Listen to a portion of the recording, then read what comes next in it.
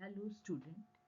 हमारा जो previous lecture था उसमें हमने एक्वा कल्चर और पीसी कल्चर के बारे में पढ़ा था, जिसमें हमने जर्नल क्या एक्वा कल्चर क्या है, उसकी टाइप क्या होती हैं, उनकी एडवांटेज क्या होती है।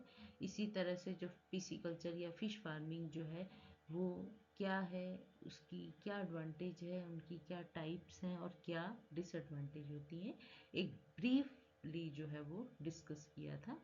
आज हम करेंगे टाइप ऑफ पिसिकल्चर की। हम फिश फार्मिंग अगर करना चाहें तो उसकी क्या क्या टाइप हो सकती है। एक्वाकल्चर जो कि हमने बताया था एक ब्रॉड स्पेक्ट्रम होता है, जिसमें हम cultivation, rearing, raising aquatic organism, चाहे वो कमर्शियल है चाहे वो रिक्रिएशनल है या जो पब्लिक पर्पस के लिए हो सकता है, उनको डील करता है। फिश फार्मिंग या पीसी कल्चर जो होता है उसमें सिर्फ हम कमर्शियल ब्रीडिंग ऑफ फिश करते हैं, जो हमारा स्पेसिफिकली फूड के लिए एक फिश टैंक के अंदर या आर्टिफिशियल इनक्लोजर के अंदर, सच एज फिश पॉन्ड। अब इस तरह का जो पर्टिकुलर टाइप का जो एक्वाकल्चर होता है जिसको हम फिश फार्मिंग बोलते हैं। मोस्टली एक्वाकल्चर हमने पहले भी देखा था कि उनको हम डिफरेंट क्राइटेरिया से जो है वो क्लासिफाइड कर सकते हैं कि हमारी जो रेयरिंग फैसिलिटी कैसी है, पोंड है, केज है, रेसवे है, पेन्स है, इनक्लोजर है या टैंक है, या हमारा वाटर एक्सचेंज सिस्टम कैसा है, या इंटेंसिटी ऑफ कल्चर कैसी है, या फिश फार्मिंग मेथड कौन सा यूज़ किया जा रहा है। तो अब हम इनको एक एक करके जो है सभी को जो है स्टडी करेंगे। तो सबसे पहले आता है टाइप ऑफ रियरिंग फैसिलिटी, कि जहाँ पर रियरिंग का जो काम होता है वो कैसा है, वो पार्ट जो है वो पोर्शन कैसा है फिश फार्म के अंदर। तो कल्चर जो है वो उनका स्ट्रक्चर जो है वो डिफरेंट हो सकता है। मल्टीपल यूज ऑफ हम नेचुरल वाटर कर सकते हैं, जैसे अर्थन पोंड हो सकता है, रेसवे हो सकते हैं, कंक्रीट टैंक हो सकते हैं या फाइबर ग्लास टैंक भी आते हैं आजकल, फ्लोटिंग केज हो सकते हैं, पेन कल्चर हो सकते हैं। तो पोंड सबसे कॉमनली यूज होता है फिश कल्चर के अंदर। पोंड का जो वाटर होता है वो मेंटेन किया जाता है बाय कि चाहे उसमें एक हम डाइक या बंद जो है वो लगा देते हैं, जहाँ पर एक्वेटिक ऑर्गेनिज्म को स्टॉक करवा दिया जाता है, ग्रो करवा दिया जाता है। रेन वाटर है, कैनाल वाटर है, मैन मेड बोर्स हैं, उनको हम यूज़ करते हैं इन पोन्ड्स को फिल करने के लिए। पोन्ड्स डिफरेंट साइज के हो सकते हैं, शेप के हो सकते हैं, उनको टोपोग्राफी अलग हो सकती है, उनका वाटर का सोर्स अलग हो सकता है, सॉइल की क्वालिटी अलग हो सकती है। एक पोन्ड सिस्टम के अंदर पोन्ड जो है सिंगल पोन्ड हो सकता है, या हम मल्टीपल पोन्ड जो है सीरीज में पोन्ड जो है वो कर सकते हैं। Is lined with material such as clay के हो सकते हैं, प्लास्टिक के भी हो सकते हैं। पोन्ड का जो डिज़ाइन होता है ताकि जो फूड ग्रो कर रहा है for fish to eat, making the enclosure presumably self sustaining हमारा जो है वो होना चाहिए। क्या होता है कि फिश जो है वो डिफरेंट टाइप के स्ट्रेसेस को जो है वो फेस करती है। डिजीज आउटब्रेक हो सकता है ड्यू टू हाई टेम्परेचर या लो ऑक्सीजन लेवल के कारण। ये पोंड के अंदर जो है हमें डिसएडवांटेज जो है वो फेस करनी पड़ती है। पोंड डिफरेंट टाइप के पोंड जो है वो कंस्ट्रक्ट किए जाते हैं। पहला होता है स्पॉनिंग पोंड, ठीक है, जिसके अंदर हम जो सीड जो है वो डालते हैं। फिर होते हैं फ्राई नर्सिंग पोंड, जब सीड से जो है फिंगरलिंग तैयार हो जाते हैं, सीडलिंग जो बन जाती हैं, उनको फ्राई बोलते हैं। फ्राई को नर्सिंग पोंड होता है। फिर फ्राई होल्डिंग पोंड होता है। फिर स्टोरेज पोंड होता है, जहाँ पर हम फुली ग्रोन जो फिश होती है जिसको मार्केटेबल फिश बोलते हैं उसको स्टोर करते हैं। या ओवर विंटरिंग पोंड्स होते हैं। तो डिफरेंट टाइप ऑफ पोंड जो है वो आप देख पाएंगे, ये फिश पोंड का एक पार्ट है ये, ठीक है। इस तरह के पोंड जो है डिफरेंट पोंड जो है, अब यहाँ पर आप देखेंगे ये कंक्रीट का पोंड है, ठीक है, ये फाइबर ग्लास के पोंड है। ये आप देख पा रहे हैं कि पानी का एक आउटलेट रहता है, एक इनलेट रहता है, यहाँ पर बंद लगा दिए जाते हैं पानी को रोकने के लिए, ठीक है। और जब पानी फिल हो जाता है, या यहाँ पर आप देखेंगे मॉन्क ये बंद होते हैं, जिससे वाटर का लेवल जो है वो मेंटेन किया जाता है। ठीक है, इस तरह के डिफरेंट टाइप ऑफ पॉन्ड है कि हमारा पर्पस क्या है, हमने फिश का कौन सी स्टेज को जो है वहाँ पर स्टोर करना है, ग्रो करवाना है। सेकंड होते हैं रेसवे, जैसे मैंने पहले भी बताया था, रेसवे क्या होते हैं कि ये थोड़े लॉन्ग पॉन्ड जो है वो थोड़े छोटे और गहरे होते हैं, ये लंबे होते हैं, इनका जो शेप होती है वो लॉन्गिट्यूडनल रहती हैं। और यहाँ पर सिंपली जो है रेयरिंग और रेजिंग जो है वो फिश का किया जाता है रनिंग वाटर के अंदर। वाटर फ्लोज का जो होता है वो फास्ट रेट पे होता है, जिसके कारण जो रेजिडेंस टाइम होता है वाटर का रेशवे में बहुत थोड़े समय के लिए होता है, यानी कि वाटर जो है मूव करता रहता है, जैसे एक लेक के अंदर या एक रिवर के अंदर वाटर मूव करता रहता है, इस तरह से मूव करता रहता है कि फ्यू मिनट्स, जैसे पौंड में हम देखते हैं कि पानी कई दिनों तक हम रखे रखते हैं, उसी में जो है फिश जो है वो ग्रो करती रहती है। यहाँ वाटर जो है वो मूव करता रहता है, बाकी हमारे जो रेयरिंग है या फिश के जो फ्राई हैं या फिंगरलिंग्स हैं वो एज इट इज़ रहती हैं। फिश को जो है यहाँ पर स्टॉक किया जाता है हाई डेंसिटी के अंदर, रिवर की लंबे होते हैं, वाटर जो है वो रिसाइकिल होता रहता है। सो हाई प्रोडक्शन सिस्टम कहते हैं इनको। रेस पे पॉन्ड जो होते हैं दो तरह के हो सकते हैं, एक लीनियर टाइप का हो सकता है, एक लेटरल टाइप का हो सकता है। जो लीनियर टाइप का होता है आप देखेंगे उसमें क्या होता है, पॉन्ड जो है सीक्वेंस में अरेंज रहते हैं, ये देखेंगे आप, ये सीक्वेंस में अरेंज है। वॉल्यूम ऑफ वाटर जो एंटर हो रही है पॉन्ड के अंदर वो बहुत ज़्यादा रहती है, और सेम वाटर जो है अगेन एंड अगेन यूज हो रहा है। देखिए यहाँ से वाटर एंटर हुआ, ये वाटर इस रेसवे से इस रेसवे में चला गया, इस रेसवे से इस वे में चला गया, इस तरह से री अगेन एंड अगेन जो है वो यूज होता चला जाता है। तो इसका ड्रॉबैक यही रहता है कि क्योंकि वाटर सेम यूज होता है, अगर पानी के अंदर किसी भी तरह की कोई डिजीज हो तो वो पूरे जो है इस नर्सरी के अंदर जो है वो हो सकती है। लेटरल टाइप में क्या होता है, पैरेलली अरेंज होता है, इस तरह से पैरेलली अरेंज रहते हैं। वॉल्यूम ऑफ वाटर जो है वो थोड़ा एक टाइम पर थोड़ा जाता है, क्योंकि यहाँ पर वाटर जो है डाइवर्ट हो गया, इस टैंक में चला गया, कुछ इसमें चला गया, कुछ इसमें चला गया, तो अमाउंट तो स्मॉल होती है लेकिन फ्रेश वाटर मिलता है सभी पौंड को, और यहाँ पर डिजीज के ट्रांसफर होने के चांसेस जो है वो कम रहते हैं। फिर आते हैं कंक्रीट के, फाइबर ग्लास के टैंक रहते हैं, वेरियस टाइप के टैंक हमने बताया अवेलेबल होते हैं, सर्कुलर हो सकते हैं जैसे ये हैं, या रेक्टेंगुलर हो सकते हैं। वाटर जो है एक नोजल के थ्रू जो है उसके अंदर एंटर करता है, और रोटेटरी सर्कुलेशन के अंदर जो है वो वाटर टैंक में रहता है, और उसके बाद डिस्चार्ज के लिए एक और उनके अंदर आउटलेट रहता है।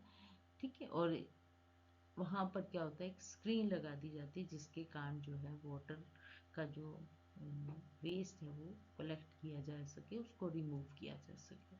जो फिश का जो टैंक में कल्चर के अंदर रहती हैं उनको हम कंप्लीट फीड देते हैं, 30 to 35% क्रूड प्रोटीन दिया जाता है पर 50 ग्राम एवरेज वेट के ऊपर। ठीक है, फिश के वेट के अकॉर्डिंग उनको फीडिंग जो है वो दी जाती है। जो इरिगेशन डिच होते हैं वो एक अनदर मेथड है फिश फार्मिंग का, जिसमें फिशेस को एक डिच के अंदर जो है खड्डों के अंदर जो है वो ग्रो करवाया जाता है। इसमें इरिगेशन डिच सिस्टम के अंदर वाटर जो है रिवर्टेड हो जाता है from natural water source into A series of interconnected channel. ठीक है, तो बहुत सारे डिचेस रहते हैं, फ्रेश वाटर दिया जाता है नेचुरल वाटर सोर्स से, और फिर उनको इन डिचेस के अंदर चैनल के द्वारा, इंटरकनेक्टेड चैनल के द्वारा दे दिया जाता है। इसमें क्या फिश जो होती हैं वो बहुत टाइटली कन्फाइंड होती हैं। ठीक है, उनका जो वेस्ट प्रोडक्ट होता है उनको हम क्रॉप फर्टिलाइजर के रूप में यूज करते हैं। फिर आता है केज सिस्टम, ये बहुत ही पॉपुलर है, और जो ऑफ शोर एरिया रहते हैं वहाँ पर ये मैक्सिमम यूज़ किया जाता है।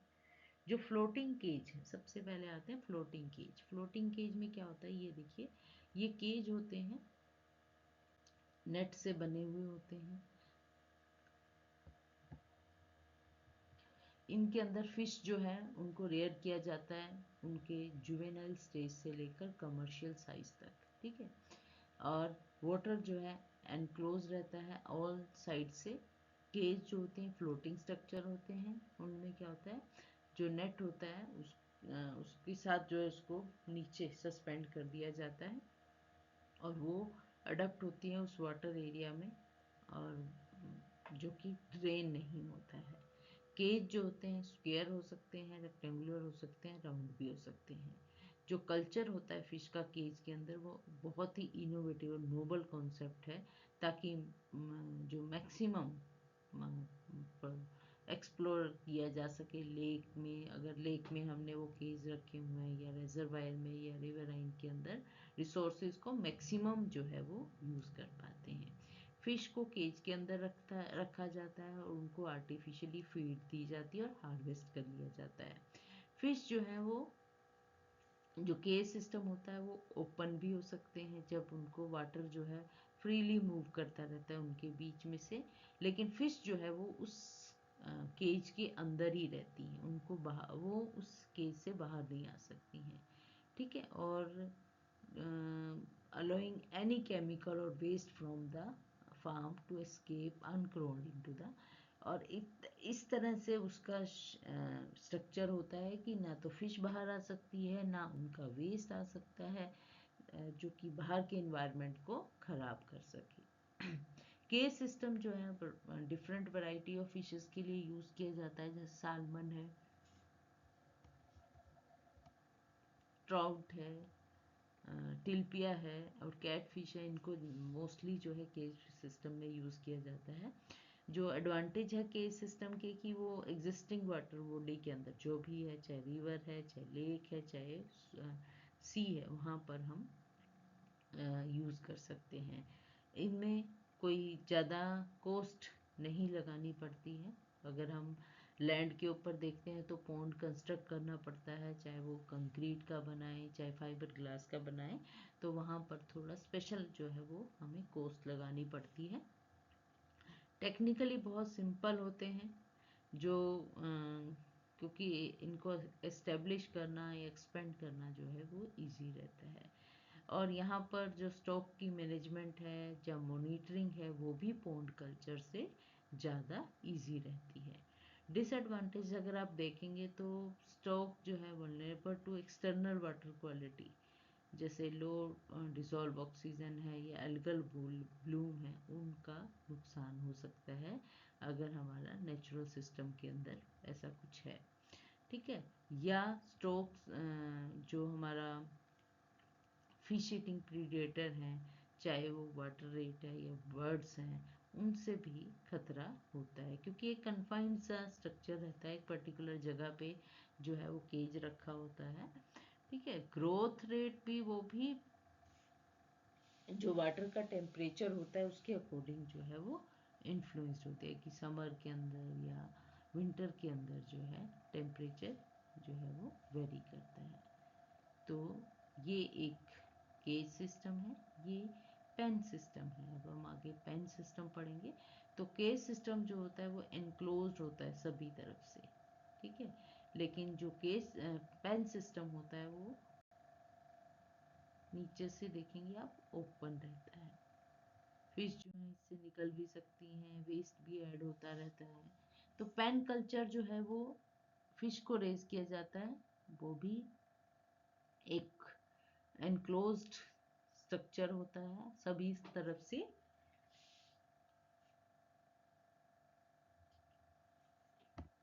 Accept bottom. बॉटम से जो है वो खुला होता है। पेन जो है हाइब्रिड माना जाता है between the pond and cage के अंदर। पेन जो है वो उसका बॉटम जो है वो वही होता है, अगर जिस रिसोर्स में, चाहे वो लेक में है या सी के अंदर है, उसी का जो बॉटम होता है वो पेन का भी बॉटम होता है। पेन कल्चर की एडवांटेज है कि यहाँ पर intensive utilization of available space, easy to harvest, flexibility of size and economy, और अवेलेबिलिटी ऑफ नेचुरल फूड। मतलब कि यहाँ पर जो है रिसोर्स भी, जो स्पेस है उसका सही यूज़ हो पाता है, हार्वेस्टिंग भी बहुत इजी होती है, जो साइज़ है उसको भी हम कम छोटा बड़ा कर सकते हैं, और नेचुरल फूड जो है वो फिशेस को अवेलेबल रहता है। डिसएडवांटेज ये होती है कि हाई डिजोल्व ऑक्सीजन और वाटर फ्लो रहता है, रैपिड स्प्रेड ऑफ डिजीज हो सकती हैं, रिस्क ऑफ थेफ्ट जो है वो भी देखने को मिलता है। फिर आता है इंटीग्रेटेड रिसाइकलिंग सिस्टम। यहाँ पर हम बड़े अच्छे से जानते हैं, इसको हम एक्वापोनिक्स भी बोलते हैं। ये एक तरह की फिश फार्मिंग सिस्टम होता है जिसमें एक्वाकल्चर, जो कि फिश को हम कल्टीवेट करते हैं, विद हाइड्रोपोनिक, कि विदाउट सोल जो है जब प्लांट्स को ग्रो करवाया जाता है, उन दोनों की जो टेक्निक्स है उनको इकट्ठा यूज़ किया जाता है। इसमें हम टैंक का यूज़ करते हैं, पोंड का यूज़ कर सकते हैं जिसमें फ़िश को जो है वो रखा जाता है, along with hydroponic growing bed और टावर फॉर द प्लांट। और उसी में क्या है, हम प्लांट्स को जो है वो ग्रो करवा लेते हैं। ये न्यूट्रिएंट रिच जो वेस्ट वाटर होता है फ्रॉम फिश टैंक जो है उसको उसको यूज़ किया जाता है हर्ब को ग्रो करने में, जैसे बेसिल है, पर्सले हैं, without the use of soil. By absorbing the nutrient the plant clean the water. Plants जो हैं, जो हमने प्लांट्स जो हैं वो ग्रो करे हैं, वो क्या करते हैं, वो वेस्ट को ऑब्जॉर्व कर लेते हैं, जिसके कारण पानी, वाटर जो है वो क्लीन हो जाता है, जिसके अब हम, क्योंकि वाटर क्लीन होता है तो उसको हम रीयूज़ कर सकते हैं। इसका जो डिसएडवांटेज रहता है कि ये सिस्टम जो है ई कोलाई को भी इंट्रोड्यूस करता है, जिसके कारण जो फिश वेस्ट वाटर है, इकोलाई, सॉरी, जो फिश वाटर का जो वेस्ट होता है वहाँ पर इकोलाई जो है वो ग्रो कर जाती है। Classic fry farming, classic fry farming जिसमें क्या होता है, जो फिश एग होते हैं उनका इंक्यूबेशन और रेयरिंग और बेबी फिश जो है वो किया जाता है। जब वो इतनी बड़े हो जाते हैं कि वो सरवाइव कर सकते हैं अपने खुद से, तो उन उस द जुवेनाइल फिश जिसको हम फ्राई बोलते हैं, उनको हम रिवर या स्ट्रीम के अंदर जो है वो छोड़ देते हैं और वहाँ वो ग्रो करते हैं। अडल्ट फिश को हम कोट कर लिया जाता है या उसको किल कर दिया जाता है स्पोर्ट्स के लिए, जिसको फ्लो थ्रू सिस्टम बोलते हैं। This is when the sport fish species are raised from the egg and put in the stream and released. There are number of different fish species which are raised in fish farm.